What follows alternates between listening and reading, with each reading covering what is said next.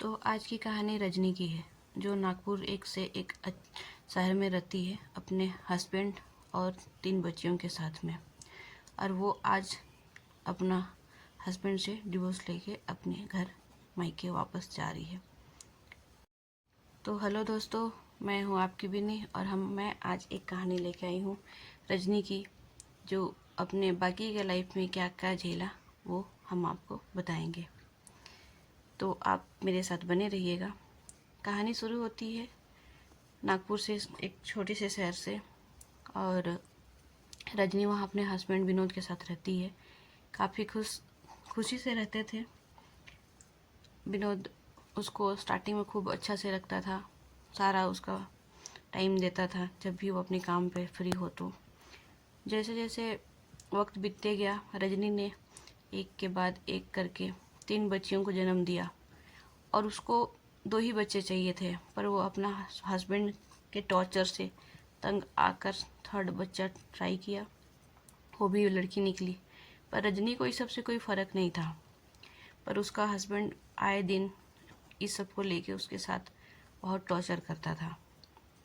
फिर ड्रिंक करके आता और हद इतनी बढ़ गई उसकी कि वो मारपीट भी करता था बच्चों के पास में। फिर उसको रात रात भर गायब रहने की आदत हो गई।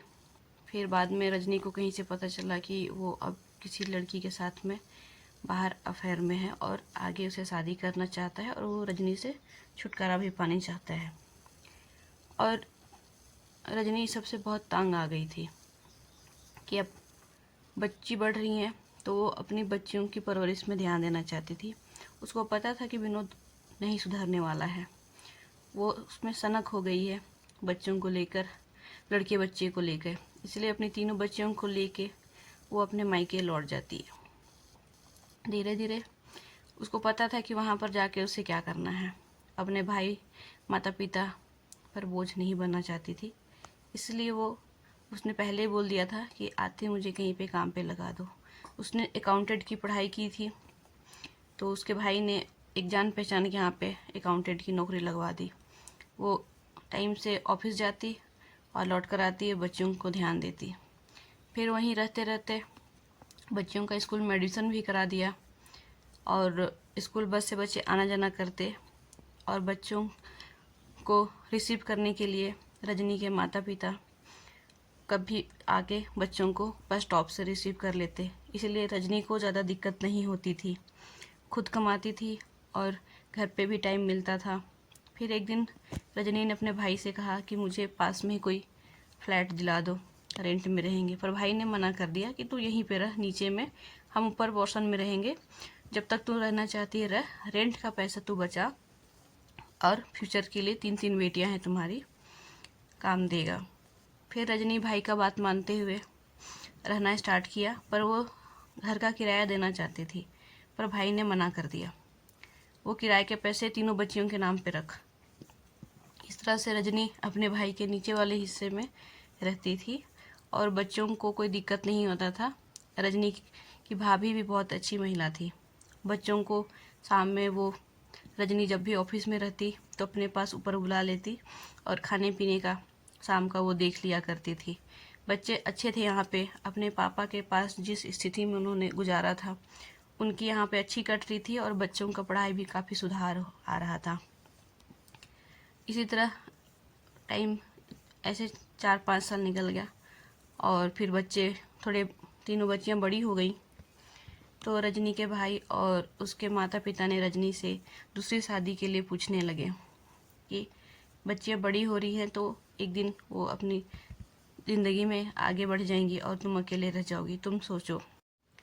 रजनी आगे नहीं बढ़ना चाहती थी क्योंकि उसने जो झेला था विनोद के साथ में और जिस स्थिति से उसने जिल्लत से वहाँ से निकली थी, उसको भरोसा उठ गया था शादी से। पर माता पिता नहीं मानते थे। भाई ने सीधे हाथ खड़ा कर दिया था, मैं तुम्हारे हर चीज़ में साथ में हूँ पर इस चीज़ में नहीं हूँ।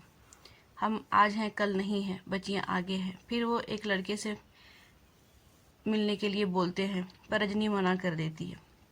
इसी से एक दिन ऑफिस में बैठी हुई थी, फिर एक लड़का एक दिन उससे मिलने के लिए आता है, सत्यम करके।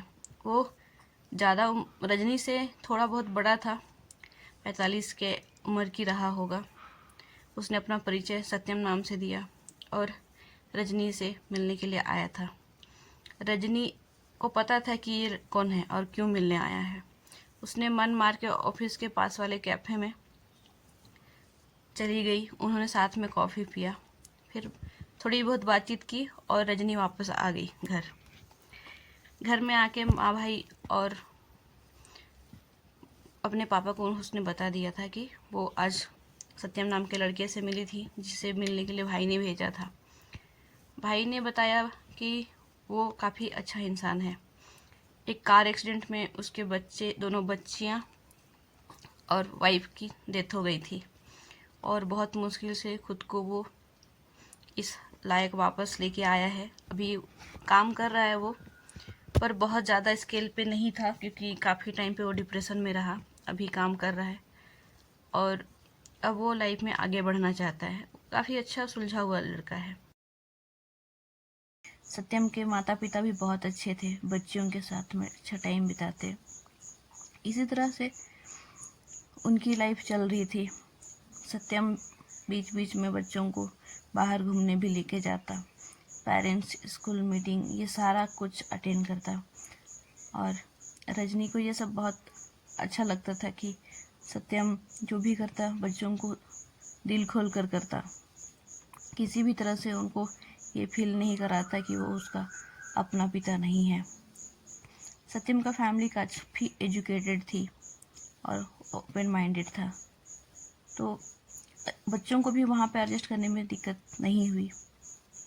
सब खुशी से रहते और रजनी का भाई और माता पिता भी रजनी को ऐसा देखकर बहुत खुश होते कि उनकी बच्ची इस टाइम पे खुश है और सही जगह पे है। रजनी को भी कभी कभी लगता कि मैं ये सब भी डिजर्व करती हूँ। 3 बच्चियों के साथ जिस इंसान ने मुझे अपनाया वो भी एक सपने जैसा है। और इस तरह से वो अपना सारा पिछला दुख भूलने लगी थी। सब कुछ अच्छा चल रहा था। एक दिन सत्यम की तबीयत अचानक ख़राब हो जाती है, तो उस टाइम पे उसने कहा कि मैं रेस्ट करता हूँ, बुखार का दवाई खा के तुम ऑफिस चली जाओ। फिर वो आराम से ऑफिस चली जाती है। सत्यम आराम करता है। शाम को जब आती है तो सत्यम की तबीयत ज़्यादा ख़राब हो गई थी। वो उल्टियाँ कर रहा था। फिर इमरजेंसी में एम्बुलेंस बुला के सत्यम को रजनी ने हॉस्पिटल में एडमिट कराया। फिर वहाँ पे जाके सारे टेस्ट हुए और डॉक्टर ने कुछ टेस्ट का रिपोर्ट आ गए थे, कुछ का बाकी रह गया था। फिर वहीं से रजनी रात में हॉस्पिटल में रहती और दिन में उसके सास ससुर में कोई रुक जाता सत्यम के साथ में। फिर सत्यम धीरे धीरे रिकवर करने लगा था। एक दिन उसका कुछ टेस्ट का रिपोर्ट आया। फिर डॉक्टर ने केबिन पे मिलने के लिए बुलाया दोनों को। उसने बताया कि सत्यम को कैंसर का 3rd स्टेज है और उसके पास ज़्यादा ज़िंदगी नहीं बची है। यह सुनकर रजनी के पैरों तले ज़मीन खिसक गई। वो फिर भी उसने हिम्मत रखा और डॉक्टर से सारा कुछ पूछा, पर सत्यम बहुत उदास हो गया था ये सुनकर। वो अभी अभी रजनी और तीनों बच्चियों के साथ हंसी खुशी रह रहा था। उसको थोड़ी सी भी ये एहसास नहीं था कि अब क्या होगा। वो थोड़ा डरने लगा था। बहुत मुश्किल से बच्चियां उसको एक्सेप्ट कर पाई थी। वो सत्यम के साथ बच्चियों का लाइफ सोचकर सत्यम का मन उदास हो गया, पर रजनी ने उसे हिम्मत बढ़ाया। कहा कि जो भी है हम लोग सब अच्छे से मिलकर देख लेंगे, आप हिम्मत रखो। इस तरह से सत्यम की ट्रीटमेंट का सारा पोस्चर धीरे धीरे स्टार्ट हो जाती है। फिर एक वो दिन भी आता है जब डॉक्टर ने कहा कि इसके आगे कुछ नहीं कर सकते, पर रजनी और घर वालों ने सारा सपोर्ट रखा, सत्यम का ख्याल रखा। पर रजनी को इस बात की थोड़ी सी भी गिल्ट नहीं थी। कि वो सत्यम के साथ खुश थी, जितना भी वो टाइम रहता अच्छे से बिताते। सत्यम के आखिरी समय में वो उसको खुश रखते भेजना चाहती थी हॉस्पिटल, और हॉस्पिटल से घर से सत्यम काफ़ी इरिटेट भी हो गया था, पर रजनी चिड़चिड़ नहीं करती। एक दिन सत्यम ने रजनी से हाथ पकड़ के कहा कि मेरे जाने के बाद तुम सबका ख्याल रखना, जैसे हमेशा रखते आई हो, और खुश रहना, और कभी भी ये गिल्ट मत करना। मैं जहाँ भी रहूँगा तुम्हें खुश देखना चाहता हूँ, और कभी भी अफसोस मत करना। मुझे पता होता कि मैं बीमार हूँ तो तुम लोगों को इस तरह से अपनी लाइफ में मैं नहीं घसीटता। पर रजनी ने कहा, मैंने जो भी इतनी कम टाइम तुम्हारे साथ बिताए हैं वो बहुत ही अनमोल है, और मुझे इस बात का बहुत खुशी है कि मैंने तुम्हारे साथ वो वक्त बिताए जो एक महिला को मिलता है। तूने वो सब कुछ किया जो एक पति अपनी वाइफ और बच्चों के लिए करता है। जिस तरह से तूने मुझे अपनाया अपने बच्चों के साथ में, वो बहुत हिम्मत का काम है, और मुझे तुम्हारी बीवी का लाने में बहुत फ़ख्र महसूस होता है, और मैं सारा कुछ संभालूंगी। इस तरह से कुछ दिन बाद सत्यम की मौत हो जाती है, और रजनी उसको याद करके आज भी उतना ही प्यार करती है जितना वो पहले करती थी। उसको पता था कि कहीं भी सत्यम है, वो उसे देख रहा है। वो अगर खुश रहेगी तो सत्यम भी खुश रहेगा। दोनों ने जितने भी कम टाइम में वक्त बिताए थे वो बहुत ही अनमोल और बहुत ही सुखद थे। रजनी अपनी बच्ची और सास ससुर के साथ में घर को संभालती है और ऑफिस को भी संभालती है। इसी तरह से उनकी ज़िंदगी कटती है और सब कुछ अच्छे से चलता है। सत्यम ने बहुत कुछ कर रखा था रजनी और उनकी बच्चियों के लिए। सत्यम के माता पिता ने भी रजनी को एक बहू से ज़्यादा अब बेटी की तरह प्यार करते हैं, और दोनों की फैमिली सास ससुर अच्छे से रहते हैं।